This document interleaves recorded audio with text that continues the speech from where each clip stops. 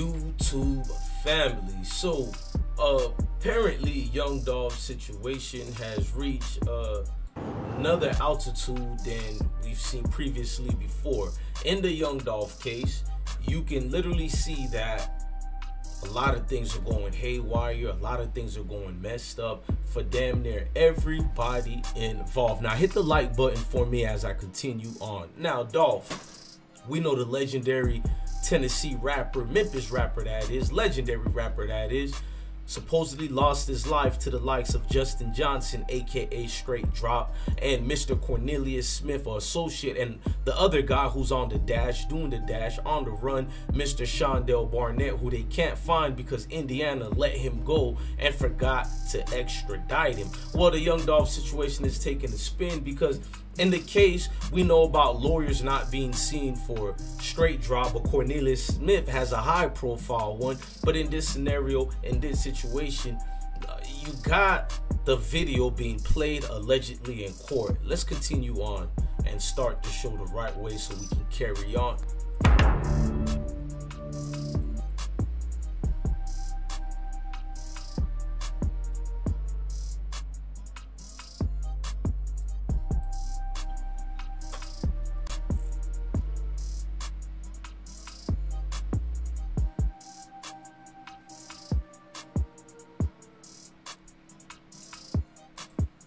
Now, I'm obligated to share information with you guys as a journalist when it's given to me behind the scene, if it looks substantial enough. So this is allegedly, but at the same time, you got to talk about it involving in the case. My personal opinion to what's going on is a whole lot of ifs and whats and whatever, but information got to me and carrying on in this case of the young Dolph situation, and a lot of people are telling me, well, the case is being shown through court as a situation where the culprits, the alleged culprits that is, are going to be found guilty just based on evidence of videos being played in court. There's an alleged video played in court that can deem the parties involved guilty of the situation. Now this could be damning, especially because Straight Drop hasn't hired an attorney yet. He was appointed an attorney. If you guys don't know, Straight Drop was appointed. Let me get the name if I can.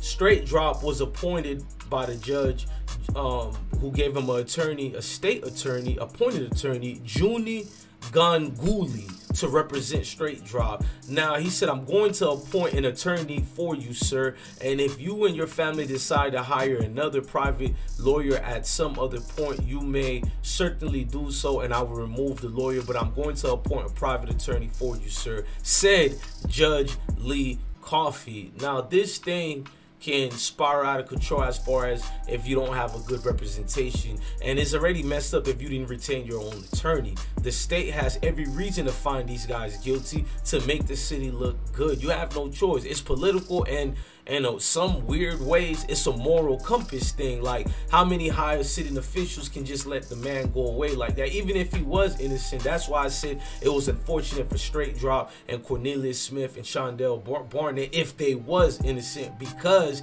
this is a high profile case. It's not trying to presume them innocent and then find them guilty. No, they see them guilty. It's up to them three counterparts to presume themselves innocent, and Shondell Barnett already got off to the wrong foot. As y'all can see, this man did the race, he did the dash.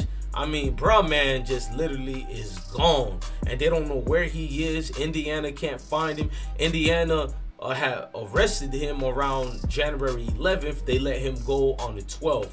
Why they let him go? Well, maybe because the charges at the time and the situation at the time didn't merit for them to keep him long. You know what I mean? He was only being charged with accessory as being the driver to drive Justin Johnson away. But now he's wanted. They got proof that Buddy was involved in the situations as well. He was there during Macadia's Bakery when young Dolph unfortunately lost his life.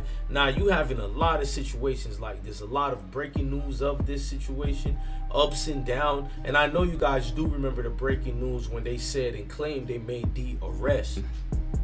Highway 42 in Indiana. So we contacted the Great Lakes, U.S. Marshals Great Lakes Regional Fugitive Task Force and asked for their assistance.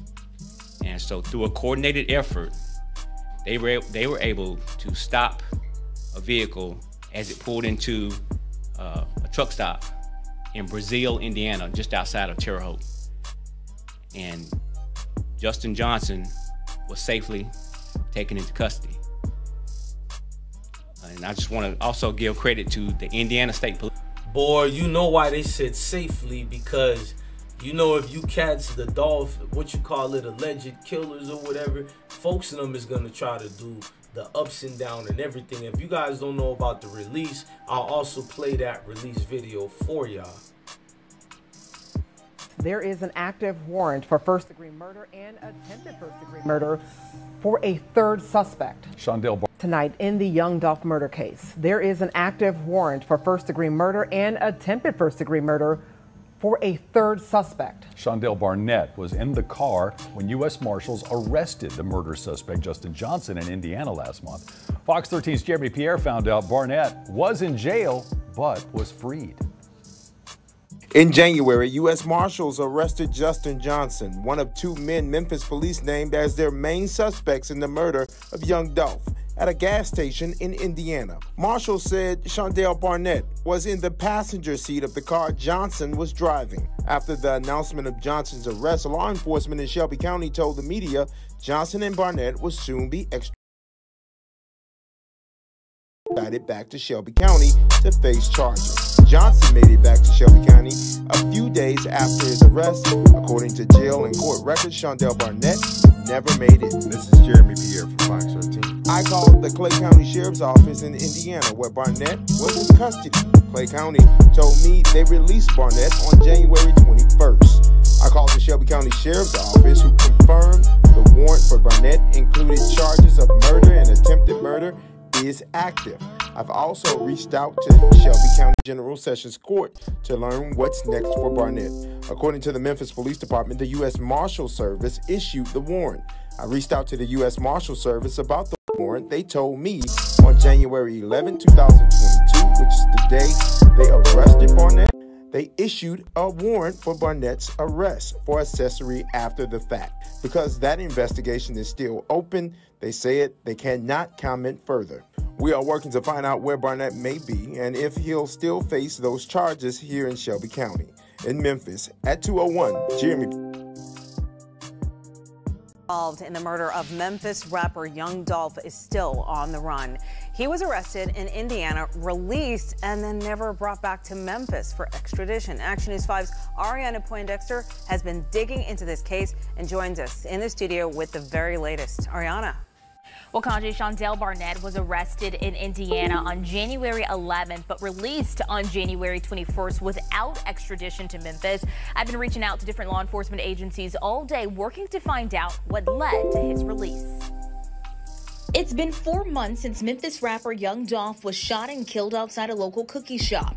Since then, 2 suspects have been arrested in connection to his murder, and now a warrant is out for a third suspect, Shondell Barnett. Barnett is charged with being an accessory after the fact to first-degree murder after allegedly helping Justin Johnson, one of the men accused of killing young Dolph after the murder.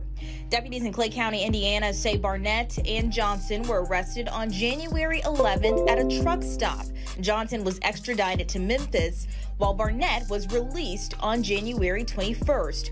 Action News 5 reached out to the U.S. Marshals, Memphis Police, and Shelby County District Attorney General Amy Ryrick to clarify why Barnett was let go. When asked at a press conference Thursday,